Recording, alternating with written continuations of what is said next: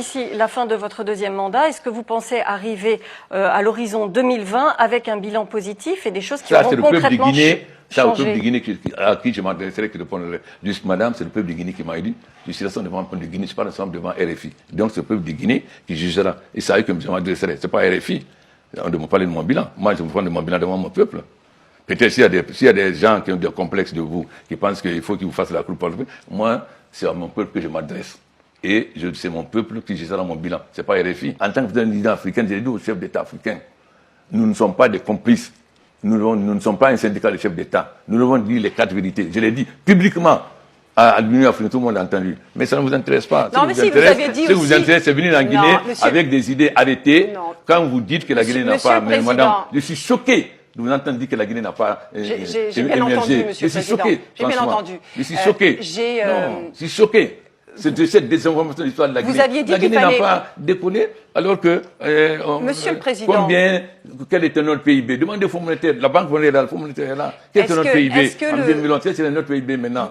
Madame, ou bien vous vous informez ou vous venez avec des idées arrêtées pour aller... Est-ce que ce n'est pas la peine de venir en Guinée? Vous restez en France et vous le dites. Vous dites après qu'il n'a pas décollé. Vous venez en Guinée, vous ne savez rien. Quand en 2000, ceux qui sont venus ici en 2011, il y avait combien d'hôtels? Et s'ils pouvaient dormir? Il n'y avait que le nouveau hôtel. Aujourd'hui, il y a combien d'hôtels? Vous êtes très contente d'être au Millennium, d'être au Sheraton, d'être au Palm Hotel ou bien d'être à Kaloum. Si vous venez en 2011, il y avait ça. Vous, dans la Guinée, n'a pas bougé, il y avait ça. Aujourd'hui, vous êtes très content d'avoir des hôtels où vous pouvez dormir comme à Paris. Et vous venez me dire la Guinée n'a pas décollé. Mais non, madame. Si vous êtes venu avec des idées, vous êtes venu avec des idées arrêtées, alors partez avec vos idées arrêtées.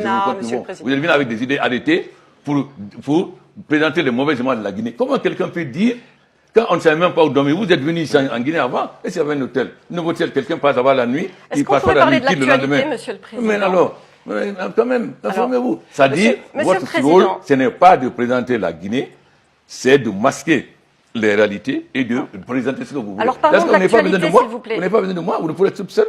Vous ne rêvez pas, c'est bien un chef d'État africain qui parle.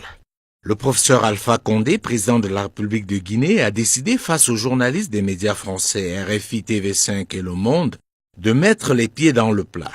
Cette interview passée inaperçue pour certains marquait pourtant le début de la fin d'un vieux complexe entretenu pendant longtemps par certains chefs d'État africains vis-à-vis des médias occidentaux.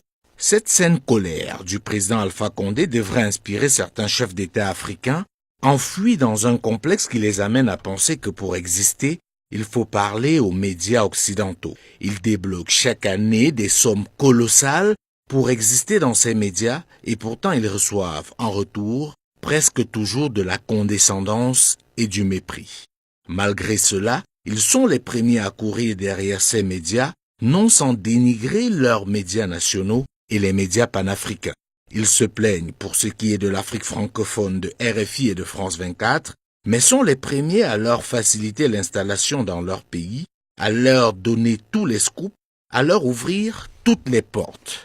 Une attitude qui traduit à suffisance leur extraversion émanant de leur manque de légitimité dans leur pays. Pour eux, il est plus important d'être bien vu à Paris qu'à Yaoundé, Abidjan, Libreville ou encore Brazzaville. Merci, Monsieur le Président, de nous avoir reçus ici à Conakry, d'avoir répondu à nos questions, parfois de façon un peu vive et compliquée. Non, parce que vous êtes venu déformer l'histoire de la Guinée. Non, Monsieur le Président. Non, madame, vous n'êtes jamais venu en Guinée, vous dites que la Guinée n'a pas... Vous êtes venu déformer l'histoire de la Guinée. Il y a toujours une première fois, Monsieur le Président. Vous êtes libre. De toute façon, madame, je vais vous dire, ce n'est ni TV5, ni RFI qui va décider du destin du peuple de la Guinée. Le peuple de la Guinée, c'est où il va. Et non, vous pensez que peut-être votre journal, vous pensez que peut-être c'est la... parce qu'il y a beaucoup de chefs d'État qui vous courent après. Vous pensez que moi, je dis que le peuple de Guinée sait ce qui se passe chez lui. Et je n'ai aucun complexe. Je n'ai aucun complexe des journaux français ou américains ou chinois. Si cette posture d'Alpha Condé pouvait être partagée par plus de chefs d'État africains, notamment francophones, ce serait un bon début pour que les médias occidentaux respectent un peu plus les chefs d'État africains et abordent les questions africaines avec moins de légèreté et d'a priori. Malheureusement, nous en sommes encore très loin au regard de la réalité, notamment après des révélations comme celle de ces derniers jours. où on apprend que l'État gabonais a offert 3,5 millions d'euros, soit environ 2,5 milliards de francs CFA, au journal français Libération pour organiser un forum de 2 jours à Libreville. Des scandales comme cela existent dans plusieurs autres pays africains. Car, par complexe, on préfère enrichir les médias occidentaux, les rendre puissants et paradoxalement se plaindre de leur ligne éditoriale sur l'Afrique. Faut donc définitivement briser ce mur de complexe. La guerre aujourd'hui est avant tout une guerre de communication. Ceux qui l'ont compris mettent tout en œuvre pour rendre puissants leurs instruments dans le but de véhiculer leur vision du monde et influencer les autres. Malheureusement, une bonne partie du continent africain continue de tout absorber sans filtre et au lieu de rendre forts leurs médias, les affaiblissent. La question pour terminer, pourquoi ces puissances occidentales et pas seulement mettent autant de moyens pour que leurs médias puissent arroser le continent africain?